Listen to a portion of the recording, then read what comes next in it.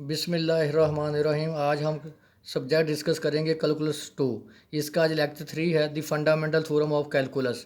If a function F is continuous on A and B and there is differentiable function capital F on A and B such that F dash of x is equal to small F of X then A to B F of X D X is equal to F of B minus F of A. अगर आप देखें जो हमारे पास small function है वो continuous है close interval A and B पे, और जो कैपिटल एफ है वो हमारे पास डिफरेंशिएबल है close interval A and B पे। अगर आप देखें तो ये डेफिनेशन होती है प्रिमिटिव फंक्शन की। अगर आप गौर करें जो हमारे पास कैपिटल एफ ऑफ एक्स है ये डिफरेंशिएबल है। आपने पढ़ा कि हर डिफरेंशिएबल फंक्शन कॉन्टिन्यूस भी होता है, लेकिन हर कॉन्टिन्यूस फंक्शन डिफरेंशिएबल नहीं होता। अगर आप देखिए हमारे पास प्रूफ है इसका, लेट पी हमारे पास पार्टीशन है close interval A and B पे such that F dash of x is exist. देखिए हमारे पास जो एफ डिफरेंशिएबल है, अगर या एफ डिफरेंशिएबल है इसका मतलब तो एफ कॉन्टिन्यूस भी है close interval A and B पे। हमने क्या किया, हमने एक पार्टीशन पी डिफाइन की x naught x one up to सॉन r minus one r x n. हमने अगर आप देखें ये होल डोमेन पे आपके पास जो फंक्शन है ये कॉन्टिन्यूस है। हमने इसको सब interval x r minus one और आर पे सिर्फ हमने इसको कंसिडर किया है F dash x exist x r minus one व एक्स आर। अगर आप गौर करें हमारे पास क्लोज इंटरवल है ए एंड बी, हमने इसका एक सब इंटरवल ले लिया एक्स आर माइनस वन व एक्स आर पे, और देखें ये ए का काम कर रहा है वैल्यू और ये बी की। अगर आप देखें बाई मीन वैल्यू थ्योरम, बेटा हम कोई थ्योरम उसी वक्त ही यूज़ कर सकते हैं जब वो उस जो फंक्शन है उसकी सारी कंडीशन को सेटिस्फाइड करे। अगर देखिए मीन वैल्यू थ्योरम की दो कंडीशन है, पहला है कि वो कॉन्टिन्यूस हो क्लोज इंटरवल पे, दूसरा है वो कि वो डिफरेंशिएबल है close interval A and B पे। देखें एफ हमारे पास डिफरेंशिएबल भी है और कॉन्टिन्यूस भी है, तो इसका मतलब हम मीन वैल्यू थ्योरम का इस्तेमाल कर सकते हैं। हमारे पास मीन वैल्यू थ्योरम क्या है, F of B minus F of A B minus A F dash of C. अगर आप सी के बारे में देखें तो सी हमारे पास ये इंटीरियर पॉइंट था ए और बी का, ये हमेशा ए और बी के दरमियान लाई करेगा जिस पे उसका जो फर्स्ट डेरिवेटिव है F dash of c exist करेगा। अब देखें हमारे पास ए की वैल्यू है एक्स आर माइनस वन और बी की वैल्यू है x r. Mean value theorem मैं इसको पुट कर दिया। अब देखिए हमारे पास फंक्शन जो है वो कैपिटल एफ है, हम कैपिटल एफ यूज़ किया f of x r minus F of r minus one over x r minus one f dash of c c r. अब आप देखें सी आर उसी सी का काम कर रहा है। देखिए हमारे पास जो इंटरवल है वो है एक्स आर माइनस वन से एक्स आर, तो बड़ा फिर मस्ट है कि जो सी आर है वो लाइज करेगा between x r minus one से एक्स आर। तो मैंने इसको दूसरी साइड पे मल्टीप्लाई कर दिया और दोनों साइडों पे हमने समेशन अप्लाई कर दी। जब समेशन अप्लाई की तो देखें ये हमारे पास ये है रिमानियन सम। हम पिछले लेक्चर में डिस्कस किया है कि रिमानियन सम बराबर है summation r varies one two n delta x r f of c r. ये देखें मैंने इसको रिमानियन सम के बराबर पुट कर दिया। तो आगे नेक्स्ट देखें, अब हमने क्या किया, ये समेशन को अप्लाई करेंगे। पहले आर की वैल्यू वन पुट करें, एफ ऑफ एक्स वन यहाँ पुट करें r minus one x naught, फिर आर की वैल्यू टू पुट करें x two two minus one x one, up to sound कहाँ तक वैल्यू पुट करेंगे एन तक। देखें ये सर टर्म है, ये टर्म इससे कैंसिल हो जाएगी, ये नेक्स्ट टर्म कैंसिल हो जाएगी, और ये जो फर्स्ट है इसकी ये टर्म बचेगी, और लास्ट पे हमारे पास एफ ऑफ एक्स एन बचेगा।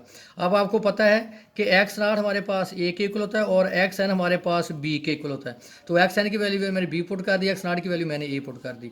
Taking limit delta X approaches to zero. आपको पता है जब लिमिट अप्लाई करते हैं तो यही रिमानियन सम डेफिनेट इंटीग्रल में चेंज होता है। इसमें पार्टीशन क्या है ए टू बी, फंक्शन क्या है F of X D x.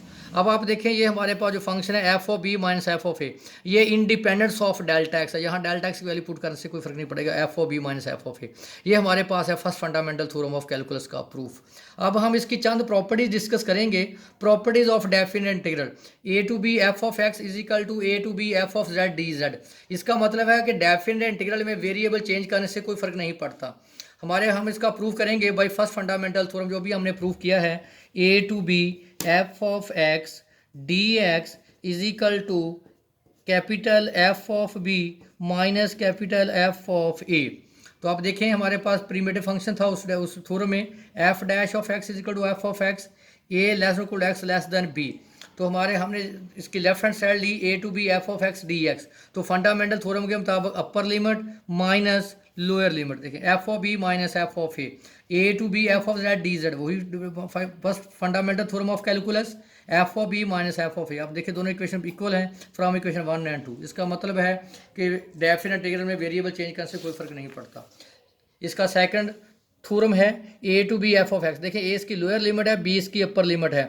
अगर लोअर लिमिट को अपर और अपर को लोअर में चेंज कर दें तो बाहर क्या आ जाएगा, नेगेटिव का sign. By first fundamental theorem of calculus, जो हम ये हमने प्रूव किया, A to B F of X D X is equal to F of B minus F of A. तो मैंने इसकी लेफ्ट हैंड साइड ली A to B F of X. देखें फंडामेंटल थ्योरम के मुताबिक F of B minus F of A. अब मैंने इसकी राइट हैंड साइड ली minus B to F of x, वही डेफिनेशन एक्टिव बाहर, अपर लिमिट माइनस लोअर लिमिट। तो नेगेटिव को अप्लाई कर दें, ये पॉजिटिव हो जाएगा और ये नेगेटिव। तो दोनों इक्वेशन को देखें इक्वल हैं फ्रॉम इक्वेशन 1 एंड 2। जब भी हम क्वेश्चन सॉल्व करेंगे अपर लिमिट को लोअर लिमिट में चेंज करेंगे तो बाहर नेगेटिव का साइन आ जाएगा। इसी तरह हम लिमिट को फंक्शन की लिमिट को ब्रेक भी कर सकते हैं, A to B F of X D X. लेकिन मस्ट है कि जो पॉइंट सी है वो ए और बी के दरमियान लाई करे। हम इसको ब्रेक कर सकते हैं ए टू सी और C to B, A to C देखें और C to B. By first fundamental theorem मैंने लेफ्ट हैंड साइड ली A to B F of X, क्या है upper limit minus lower limit fundamental theorem के मुताबिक। अब इसकी राइट हैंड लिमिट लें A to C plus C to B. देखिए अपर लिमिट माइनस लोअर, इसी पे भी वही डेफिनेशन अप्लाई करें first fundamental theorem of calculus, upper limit minus lower limit, ये नेगेटिव पॉजिटिव कैंसिल। तो देखिए आप इक्वेशन 1 और इक्वेशन 2 सेम है। आप इसको बेटा ए और बी को जितने मर्जी साहब इंटरवल में डिवाइड कर सकते हैं, लेकिन मस्ट है कि वो जो पॉइंट पे आप इसको चेंज करेंगे वो पॉइंट ए और बी के दरमियान लाई करें। अब इसकी छोटी सी एग्जांपल्स हैं, minus a to a absolute d x. देखें एब्सलूट की डेफिनेशन क्या है, एक वैल्यू उसकी नेगेटिव होती है और एक वैल्यू उसकी पॉजिटिव। अगर एक्स नेगेटिव होगा तो एब्सलूट की वैल्यू नेगेटिव होगी, अगर एक्स पॉजिटिव होगा तो एब्सलूट की वैल्यू पॉजिटिव होगी। तो बेटा हमारा काम है कि हम इसके नेगेटिव वैल्यू को अलहदा कर दें और पॉजिटिव वैल्यू को अलहदा कर दें। अगर आप देखें -2 से 2 है तो हमारा काम क्या है कि हम -2 से 0 इंटरवल अलहदा कर दें और 0 से 2 को अलहदा कर दें, ताकि नेगेटिव वैल्यू अलहदा हो और पॉजिटिव वैल्यू इंटरवल अलहदा हो जाए। -2 से मैंने 0 ब्रेक किया और फिर 0 से 2। अब आप देखें लेस देन 0 पे एब्सलूट क्या है -x, मैंने एक्स पुट कर दिया, और ग्रेटर देन 0 पे एब्सलूट की वैल्यू क्या है, पॉजिटिव। तो इसको इंटीग्रेट करेंगे, अपर limit minus lower limit put करेंगे तो आंसर 4 आएगा। इस तरह यही देखें, आपको पता है कि ये आपके पास फर्स्ट क्वाड्रेंट है और ये सेकंड क्वाड्रेंट है। जो फर्स्ट क्वाड्रेंट है वो 0 से π/2 तक होता है, जो सेकंड क्वाड्रेंट वो π/2 से π। आपको पता है कि पहले क्वाड्रेंट में कॉज पॉजिटिव होता है और दूसरे में कॉज नेगेटिव होता है।